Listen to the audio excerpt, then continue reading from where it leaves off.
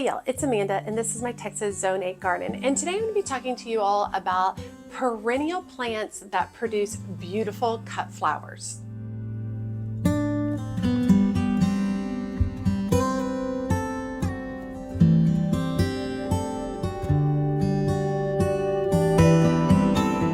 Okay, so this has been a requested video. Several people have talked about how they don't want to start flowers from seeds year after year after year. And are there any amazing perennials that work well as cut flowers? And I'm here to tell you, absolutely, there's lots of them. And while I'm only going to go over 5 today, there's a massive list of plants that are available depending on your zone. Now, knowing your zone for perennial plants is really, really important. You can go on the website below, put in your zip code, and it will tell you what USDA growing zone you are in. And based on that growing zone, then it will be easier for you to select plants that are cold hardy in your particular area. Now, a lot of times you're going to be hearing the terminology tender perennial versus hardy perennial.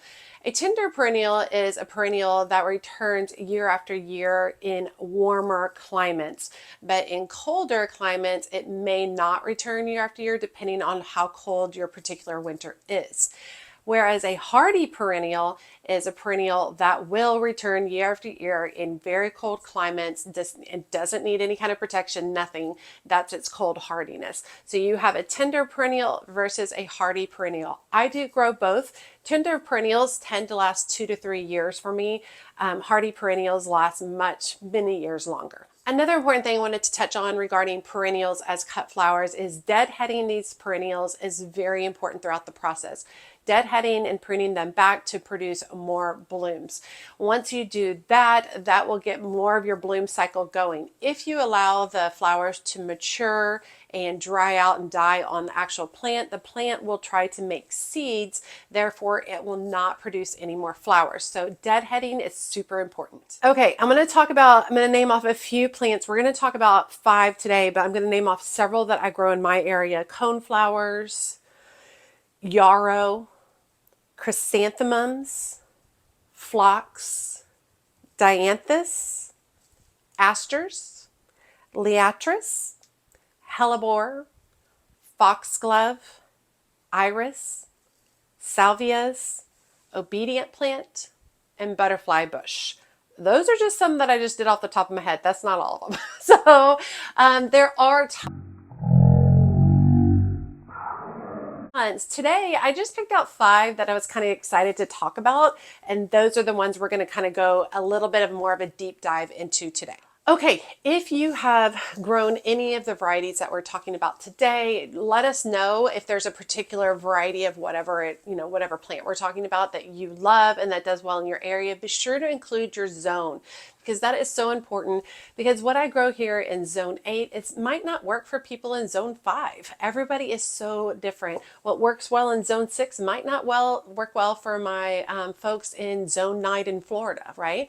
All the zones are a little bit different. So definitely make sure you include your particular zone where you're growing that particular plant. Okay, let's get started. The first one we're going to get started with is coneflowers, and that is commonly known as echinacea. And they are hardy in zones 3 through 9. They love full sun. These are the plants that come the hottest parts of the summer. They are thriving and doing absolutely beautiful, and I love them for that. I've really added a lot of coneflowers to my garden over the year. They bloom summer through fall. They're not considered aggressive. However, if you leave the blooms on there, the center of the blooms will become seed heads, and they will disperse seeds and most likely will self-sow themselves, which I don't really think is a big deal because these are very easy to dig up and move. So if your coneflower does self-seed in some different places, you can either just pull it up and get rid of the plant, you can leave it there, or you can try to transplant them as well. They are considered very, very drought tolerant, which is wonderful for especially my particular area where we deal with 60 plus days of no water and 60 plus days of triple digit heat during the summer. So plants like this are really, really great. One of the other cool things about coneflowers is you can actually harvest them for the center seed pod portion. You can actually remove all the blooms and have just the center portion of the plant, of the flower, which looks very, very cool. It's a really cool textural element for cut flower bouquets. Now, I have a few varieties that I've grown in my area and that I've had fairly good luck about. The first one being Green Twister, which I grew from seed. I think it's a cool flower to have in the garden. Mine is going to be going into its third year from seed, so I should start getting a bigger production of flowers this year. Also Cheyenne Spirit, which is very cool in that it comes in a variety of colors, oranges, reds, pinks, whites, absolutely beautiful, yellows, even creamy butter yellows. I have several of those planted on the side. I also have Powwow Wildberry, which was amazing this last year, and it was only its like first spring in the garden. It did absolutely phenomenal, so I cannot wait for this year. It's going to do amazing. And I also have Powwow White, which has done okay, not as amazing as the Wildberry. Okay, number 2 on my list is chrysanthemums. And if you've been following me for any amount of time, you know that I'm obsessed with chrysanthemums, also known as mums. They are hardy in zones of 5 through 9. They like full sun to part sun. When I'm talking about mums per se, I'm not necessarily talking about the mums that you get during the fall at a big box store, right? Typically, a lot of those aren't really, grown or breeded to overwinter. Some of them can. A lot of times I'll stick those in the ground and several of them will make it. I have several in my garden that I've had there for years. But what I'm really focusing on is heirloom chrysanthemum varieties. And that's something I've been adding to my garden quite frequently. I have a whole new round that's coming in the spring. I can't wait. I just want to do a bunch of chrysanthemum videos because I'm enjoying them so much. But these are the varieties that grow 3 and 4 feet tall. They have strong, sturdy stems and really big, massive, gorgeous blooms that are wonderful in cut flower bouquets. They bloom summer and fall. Their bloom time is just determined by the length of the day. They need 12 hours or less of daylight in order to trigger it to create buds. A lot of times in the South, we can get 2 bloom cycles from mums. We can get a bloom cycle in the spring and we can get a bloom cycle in the fall. But what we need is that daylight to drop below 12 hours per day in order to trigger it to bloom. So something very important. They are very heavy feeders, so you definitely need to fertilize them well each growing season. If you're in the South like me, you'll get a round in the spring. When you trim those back or harvest those, make sure you go ahead and re-fertilize in order to, help the plant get ready to produce blooms in the fall.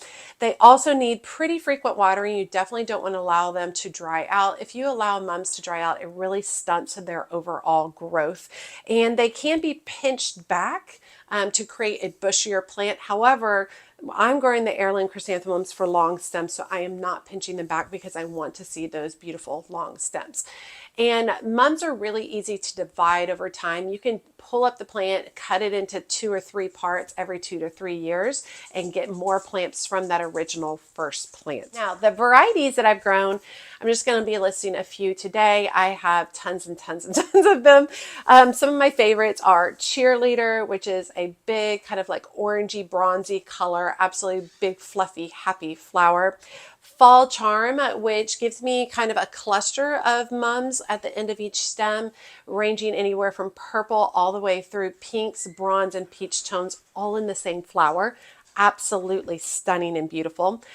French Vanilla was one of my early bloomers for mums. It's the one that blooms first in my garden, and it really has kind of a white yellowish feel. A lot of times the photos online show it as more of like a peachy kind of blushy tone feel. It's definitely more of the white to yellow in my opinion. And then Grape Queen ended up being one of my latest bloomers this last year, and I thought it wasn't going to amount to much, and then it ended up being a stunner in the garden. Absolutely beautiful, big, huge, kind of lavender purple blooms. Absolutely gorgeous. Okay, number 3 on my list is phlox, specifically garden or tall phlox. There are a couple of different varieties of phlox. There's creeping phlox, which is much lower to the ground. What I'm specifically talking about is garden phlox, which tends to be 2, 3, and 4 feet tall. It is hardy in zones 2 through 9. It can handle full sun, part sun, and shade at some point. It blooms spring through summer. One of the things I've kind of discovered is I don't think the blooms last very long on in a vase life, in my opinion. I think though that is perhaps that I'm just so in love with them out in my landscape that I allow them to bloom a little bit before I start harvesting. I think if you harvested them when the blooms were more closed, that you would get a longer vase life over time. Now, many of these are native to North America, which is always great, planting native plants. They are considered deer resistant. Most flowers that have a really strong scent are considered deer resistant because deers don't like those really heavy scents. They do need a nutrient-rich soil, so you do want to make sure that you're adding in compost or fertilizer to your soil for each of the growing seasons. And they do need an even moisture. I think that they are definitely flowers that really lend themselves to a cottage garden style feel. So if that's something you're after, you definitely want to check out garden phlox.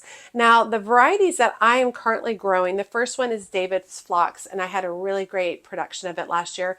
However, it died back in the summer, so I am nervous that I've lost it altogether. We'll have to see if it reemerges this spring. I also recently planted Dodo Hanberry Forbes, and I think I planted two of those. A really kind of vibrant coral color. I believe I got those from Bluestone Perennials, and I really like the look of them, and I wanted this kind of bright coral tone, and I don't have a lot of that in my garden, my cut flowers. I also have Fashionably Early Princess, which I have had for years and years and years. It's one of the first things I planted in this garden. I love phlox. I think it's such a fun flower, and it comes back every year, and then it dies back a little bit in the summer, and then I will get a few blooms in the fall. So it gives me a second smaller flush in the fall. And then the last one that I planted this year that'll be new to me is Ultraviolet, which is like a bright, vivid kind of purplish fuchsia tone. Really excited to be utilizing those in my cut bouquets this next year. Okay, number 4 on my list is asters, and asters are actually really new to me. I've only been growing them for a couple of years, and last year was the first time that I was really able to harvest some of the asters for my garden.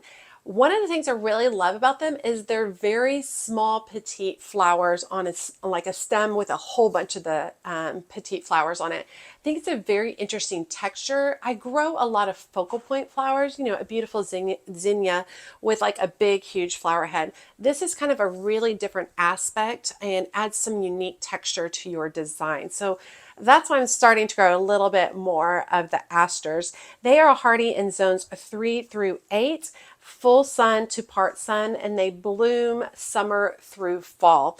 Now, they are considered deer resistant, and they can grow anywhere from 1 foot to 6 feet tall. I mean, just a wide variety. There's hundreds and hundreds of species of asters. They are absolutely loved by butterflies. So if you do have asters in the garden, and I can attest to this, butterflies were just covering my asters, especially late summer into fall, especially that time when we have the monarchs coming through. They absolutely love the asters. And then once the flowers or the petals drop, birds really love the seed heads of the asters as well. Now, I thought this one was really cool. The word aster comes from ancient Greek word for star, which makes total sense because that's what these flowers look like. Tiny little sweet stars that would be dispersed amongst the sky. They are also known as a Michaelmas daisy because of the time of the year that they tend to bloom, which tends to be around St. Michael's Day as well. And I've been very happy with them in my garden. Like I said, I really think they add just kind of this lacy texture, which is really fun.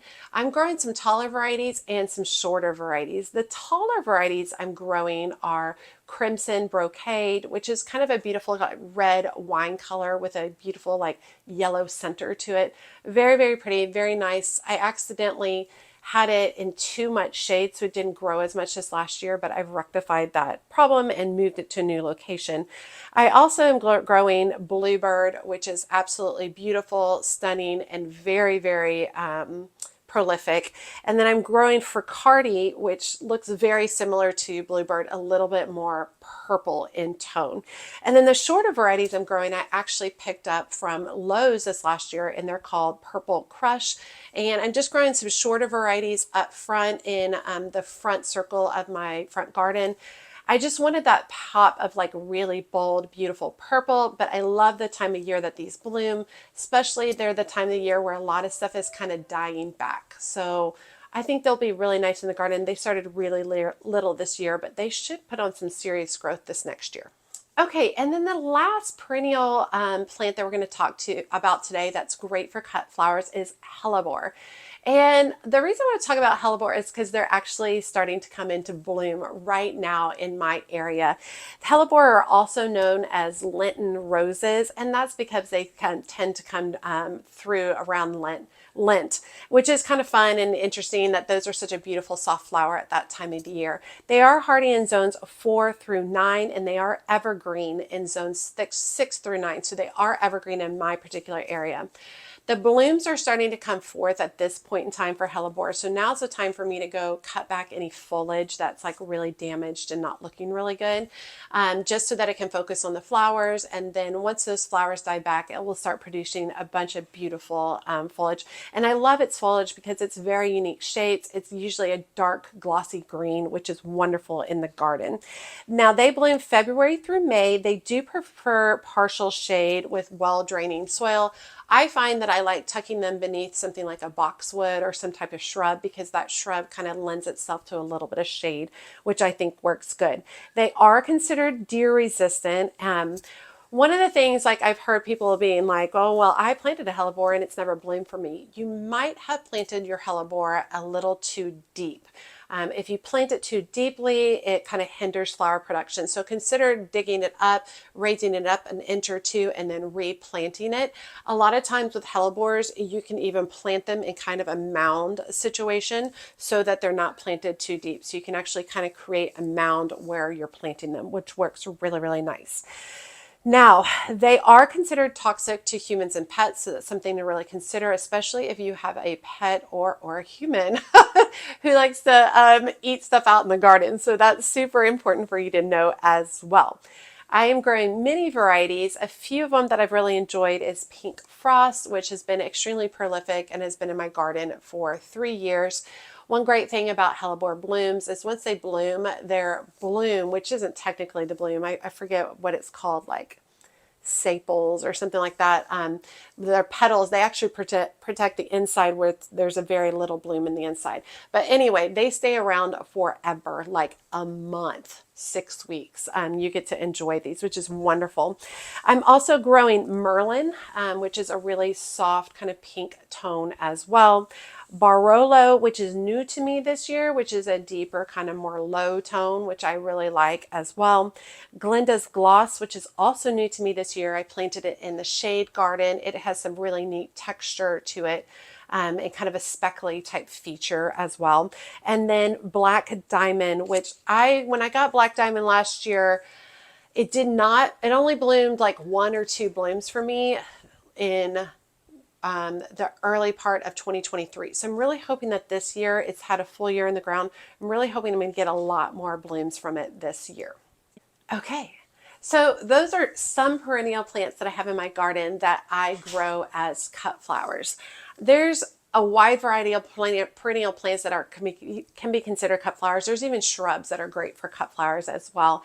The ones I touched on today were just kind of fun and something a little bit different that you might not hear a lot of talk about. So that's one of the reasons I really wanted to touch on some of these. I am going to have some more in-depth videos coming up about chrysanthemums, specifically the new varieties. I have a video I've been working on. It's why you should grow chrysanthemums in your garden. So I have that coming up as well, which will be really cool. I am hoping that my asters continue to do better and better because I'm kind of obsessed with them too. So they're going to be a fun one over the years. I would like to add additional varieties, not this spring, but potentially next fall to my aster collection as well. And I really do think of perennials as a collection. That's kind of really how it feels. Like, I think that you can definitely do something like take echinacea or coneflower and plant like, 7 or 8 of the same variety. But I really love the ability to be able to plant some different varieties so that I can learn what works best in my garden. And then in the future, if I want, kind of really hone in on what does the best and plant multiple of that particular one.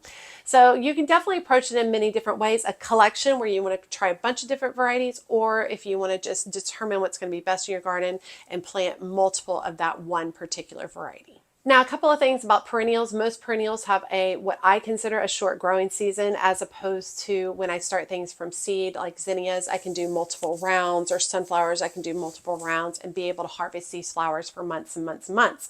That's not typically what happens with perennials. Typically, they're going to bloom at one point in time, and then that's going to be it for the rest of the year.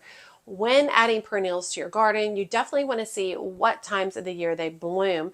You don't want all your perennials blooming in the spring and then you have nothing for all of summer and fall. That's definitely somewhere where I found myself the last couple of years. I just didn't have a lot going on in late summer into fall. And so I started investing and planting out more perennials that had some blooming during that time. So if you are going to have a lot of perennials in your garden, you really want to consider that, making sure that you have blooms throughout the entire growing season. Okay, this was a fun one. I like talking about individual flowers, types of flowers, what works well in my garden, what doesn't work well in my garden. But one of the things I really like is putting this information out there and then getting feedback from you all. If you like growing these flowers, or maybe you're in a different zone from me and these flowers do terrible in your zone and you have a better suggestion for your zone, definitely drop that information below and let us know. Or if there's a variety that you feel like I'm missing, like you think this particular variety of phlox is amazing and you should absolutely grow it for cut flowers, Amanda, make sure you drop that information below as well. We want to share as much information as possible. It's going to make us all better gardeners the more info that we have. All right, you guys, as always, make sure you like, comment, and subscribe to the channel. Every time you comment, it grows the channel so much. And I've really been enjoying all the positive feedback from you all, encouraging each other. And I really love seeing you guys answer each other's questions. I think it's absolutely fabulous. We are trying to create a community here, and we want it to be a place where you can ask lots of questions and get solid answers. And be sure to check me out on my social media outlets, including Instagram, Facebook, and TikTok. As always, she's a mad gardener or decorator or anything else that she wants to be. Thanks, y'all.